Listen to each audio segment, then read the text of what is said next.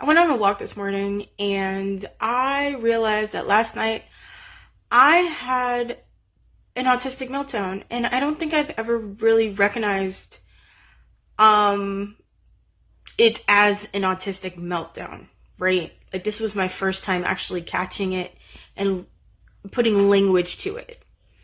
And ultimately what happened was yesterday I had a good day, right? I prepared dinner in the crock pot, so I didn't have to worry about that. So because I did that, my brain automatically said, okay, so we have more time to get things done, right? Cool. The problem was that I sat there and I got stuck in hyper focus on my computer, and I burned out ultimately, right? And I was exhausted and I was so tired, and um but I just kept going and I kept going and I kept going. It's like so agitating sometimes, but I kept going, right? And I was so overwhelmed by the end of the night that I turned on Netflix, because that is usually my way of, like, just sitting and just staring and doing something mindless type of thing, right? Okay, so I'm trying to decompress, but that's not the best way to decompress, because ultimately your mind is still racing. You're still going through your head going, I need to do this and I need to do that, because you're really not paying attention to what is said mindless thing on the TV, right? Cool. So time is going by. Now it's like late at night. I have to shower. I still have to do my prayers. Still have to clean the kitchen. I still have to wash the dishes. I still have to do 10 million different things. And my brain is just like stuck. I'm paralyzed now because there is no motivation. There's nothing that I want to do. Right? Cool. So finally, put on some music, take out the dog, do the dishes, do everything that I need to do. And then I lay down and I stare at the ceiling and I go, I have to do my prayers, but I don't want to do my prayers. And I didn't realize it at that moment, but my brain automatically switched to, okay, what can we do to decompress? Let's just add one more task. And so I decided we're going to color. I couldn't find the coloring pencils for the life of me, and I literally was going crazy looking for these colored pencils, and I did realize in that moment that, girl, what are you doing? Why are you trying to color? You know you don't want to color. You know you have to pray. You know you have to protect yourself. You know you have to do this. And you know what the problem was? I didn't have the capacity to spend time with God because I was so burned out, because I was so overwhelmed, because I still had so much to do. And my brain was still going and going and going about what I have to do and what I have to do the next day and the next day and the next day.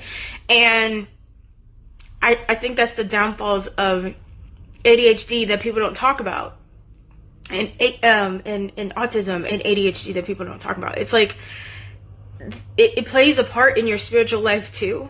And I had to realize, it's a problem when my cycle and my survival mode is ultimately trying to steer me away from God and prayer and interceding for the people that I'm doing this for.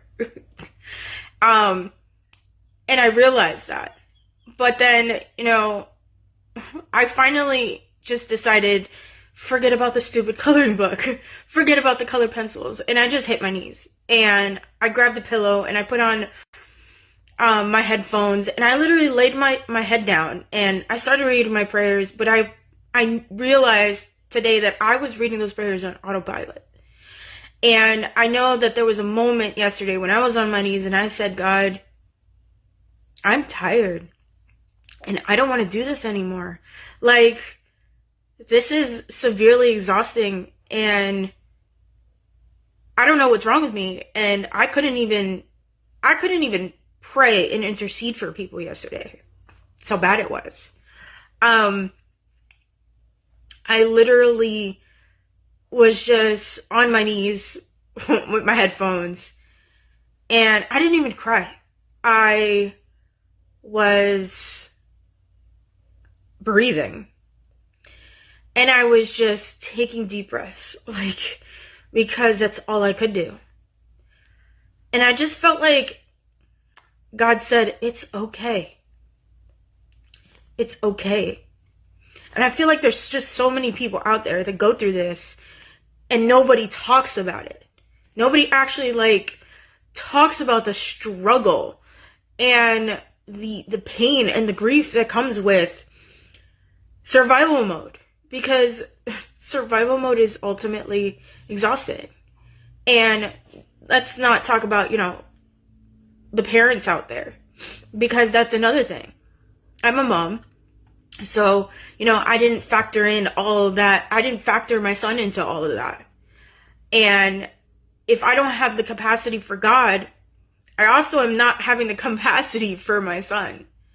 And that's a very real thing. And I wanted to talk about this and put it out there, just for the simple fact of, you're not alone.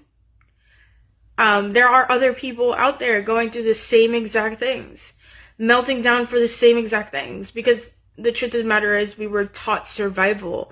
We weren't taught to thrive and to actually have a balance in our lives. So if this is you, I need you to know that it's okay, and God has grace for those moments. Even if you just hit your knees and you're just there, numb, lost in paralysis, shut down, it doesn't matter. God is still there. And he's still going to fill you with some kind of peace. He's still going to fill you with some kind of breakthrough to move forward in whatever it is that you're going through. Because he's got you and he loves you. And I wanted you to know that today.